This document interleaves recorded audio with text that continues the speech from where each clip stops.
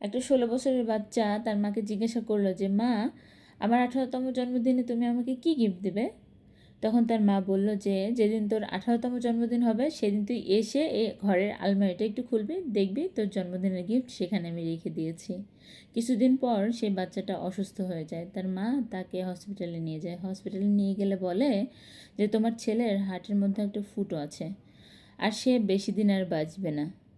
তো ২ বছর পর সেই ছেলেটা যখন সুস্থ হয়ে বাড়িতে ফিরল, বাড়িতে ফিরে সে বুঝতে পারলো যে তার মা আর এই পৃথিবীতে নেই।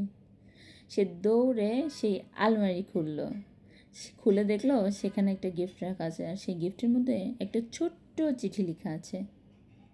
সে চিঠিটা সে খুলে পড়ে দেখলো সেখানে লেখা ছিল, আমার সোনা বাবা, আমার কলিজার টুকরা, তোর মনে আছে তুই যেদিন অসুস্থ হয়ে গেলি, তোকে হসপিটালে নিয়ে গিয়েছিলাম, সেখানে হসপিটালের ডক্টর আমাকে বলেছিল যে তোর হার্টের মধ্যে একটু ফুটো আছে, তুই বেশি দিন বাঁচবি না, তোকে যদি কেউ হার্ট ডোনেট করে তাহলে তুই বাঁচতে পারবি। তো আমি তোর ১৮তম জন্মদিনের গিফট হিসেবে আমার হার্টটা তোকে দিয়ে গেলাম।